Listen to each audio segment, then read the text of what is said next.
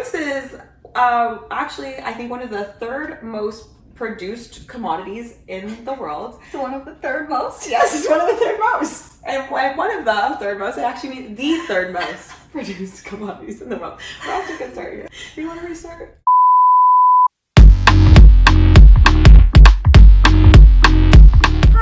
I'm Rubina. And I'm Layla. Welcome back to our channel, Elementary My Dear, where we make nutrition science easy for you to digest. So today we're talking about rice. Make sure to hit that subscribe button so you never miss one of our videos. So rice, it's probably one of the most important foods that there is on this planet. And it is the third most produced food commodity. Are you a rice fan? Love rice. Love rice. I feel like a bad Indian for saying this, but I am not a huge rice fan. There's so many other things that I'd rather eat. Fair. I feel like rice though, it's like a good base. It like absorbs your sauces. Yeah. Even within the category of carbohydrates, I think I would rather eat like almost any bread, like flatbread or like regular bread or like baguettes and all of those things over rice. While we're sharing controversial rice opinions, I have something that's very divisive. Everyone that tells us that they're like, I really like to eat ketchup on rice. Who does that? I do. Oh my god. Since I was a kid, I've eaten ketchup on rice. Just straight up white rice with just ketchup on it. Yeah, like would that be like whatever else I'm eating? Like I mean like the vegetables and like the protein portion. You know what? I think people, well, adults hate on ketchup more than they should. Hey, I will not shame you for that. I think part of it's like childhood like memories. Yeah. Because like my mom used to make a smiley face on my rice with the ketchup. Moms are the best. Moms are the best. Shout out to my mom. We both have controversial rice opinions. But another controversial rice opinion is, which is better, white rice or brown rice? I will say that I do actually prefer the taste and texture of brown rice, which is also probably super weird for most people. I am very particular with my rice. Basmati is my favorite rice. White I would go for over brown. I think most of the world agrees with you there. So there are actually over 7,000 types of rice, all sorts of different shapes, sizes, and colors. But, you know, the two most common ones are white rice and brown rice. And white rice is the most commonly consumed, you know, in North America and around the world as well. But brown rice is a close second. Something that's interesting is that white rice and brown rice aren't like different species or anything like that. They're actually just processed differently. I kind of like to think of it as like, you know, think of brown bread and white bread. Rice is a grain just like wheat is, and so brown rice is almost like the brown bread version, and white rice is like the white rice version. It's just kind of how they process the grain. Brown rice is the whole grain version of the rice. So, you know, you might hear words like whole grains versus refined grains. And whole grains basically, you know, as the name suggests, the entire grain is intact. So, you know, we'll put up an image on the screen, but whole grains, there's an outer layer called the bran. There's a middle layer called the endosperm, and then the inside piece called the germ. And basically to make white rice, you take brown rice, the whole grain, and you remove the outside layer of the bran, and you remove the inside germ as well. So you're just left with the endosperm, and that's the white rice. And doing this actually extends the shelf life of white rice as well. For the most part, I'm sure you're all aware, we often recommend whole grains over refined grains. But you know, is that true for rice as well? And that's what we're gonna answer today's video. In terms of total carbohydrates and calories, they're more or less the same. There's different types of rice, and I feel like there's like bigger variations between like the types of rice rather than there is between like the brown versus white version of each of the different types of rice, if that makes sense. So now let's first go over the pros of brown rice. Generally speaking, brown rice does have a little bit more nutritional value than white rice. I will say, you know, cup for cup of cooked rice, a lot of the nutrients, even if it's a bit higher in one or the other, they're not that different.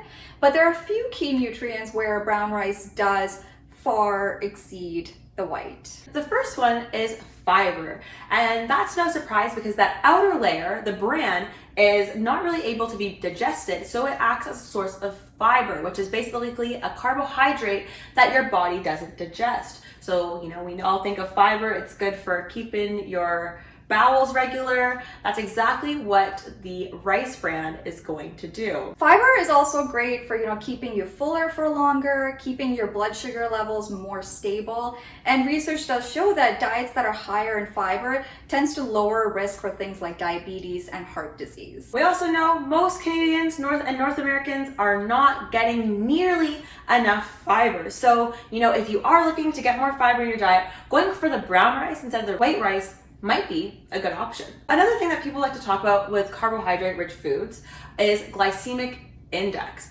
And basically what that is how your blood sugar reacts to eating a carbohydrate-rich food, because carbohydrates are basically like a bunch of different sugars all fused together, and then your body breaks them down and absorbs them. Typically things that have a lower GI, which means that they don't increase your blood sugar as quickly, they are seen to be better for the most part than things that have a high GI. So when we look at brown rice, it typically has a lower GI than white rice. As Layla said, generally speaking, brown rice does have lower GI than white rice. However, these GI values, the way that they're determined are when they take these carbohydrate-rich foods and assess them in isolation, which really is not representative of how people normally eat foods like rice. If you can imagine, typically rice is the base of something else, right? You have some other, protein-rich or fat-rich foods,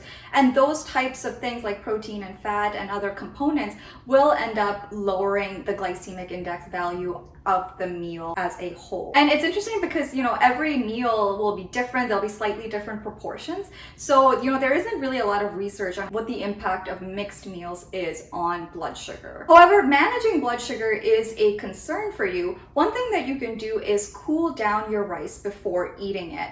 Because research shows that, once you cook your rice and once it's cooled, the rice actually forms something called resistant starch. And that resistant starch kind of goes through your body undigested, and that actually significantly lowers the glycemic index value. And interestingly, even after the rice is cooled, even after you reheat it, the GI value still stays lower. Another thing to keep in mind is that there are so many different rices that you can see in the store. You'll go and there's jasmine rice and basmati rice and parboiled rice. All of those are different, independent of whether they have that bran on them or not. So as Rubina was mentioning, cooling your rice and then heating it back up reduces the GI. Parboiled rice is processed that way, where it's partially cooked and then you cook it again. So that's why it's a little bit faster to make. And it's the exact same thing that Rubina just said, where you're cooking it and then cooling it and then reheating it to reduce the GI.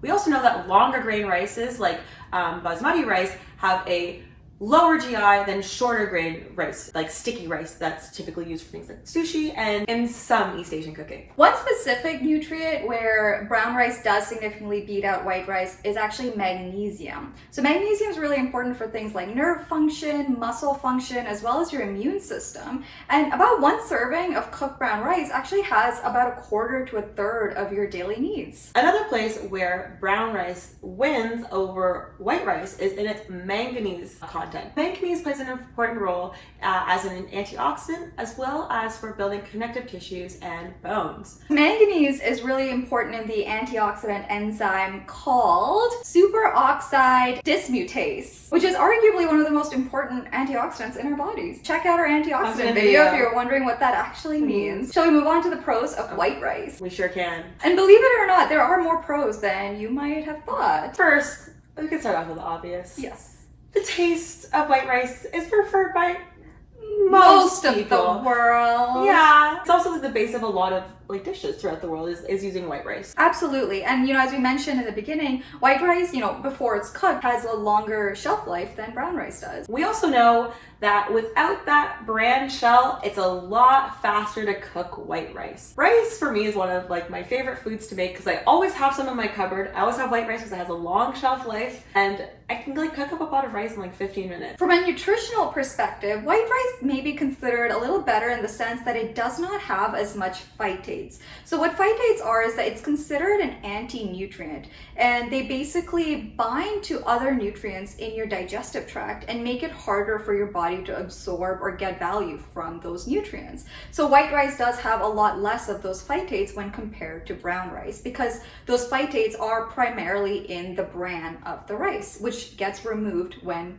making white rice. But you know, the thing is with phytates, they get like a lot of villainization, especially like by paleo people. I don't know, I used to work at a paleo restaurant. They were always talking about phytates and like nuts and legumes and stuff like that. I think that's the whole premise of being anti-grains and anti-legumes, right? Is that they contain a lot of phytates. Yes, it's true that they are an anti-nutrient, but I feel like the like hype around that has kind of blown up a little bit too much. Maybe we can do a video about that. But you know, for people who are getting a good variety of foods and getting enough like nutrition in their diet, you know, having to avoid phytates isn't really a huge concern. It is definitely something to consider, but for people who are getting enough to eat, not necessarily the top of your list, you know? Absolutely. I think as long as you're getting a variety of foods, the impact of the phytates in your brown rice is probably negligible. Also, we have arsenic. Arsenic is something, it's a toxin that's often found in rice, and it accumulates in the bran of rice. And as we mentioned, white rice, the bran is removed, so there is less arsenic in white rice.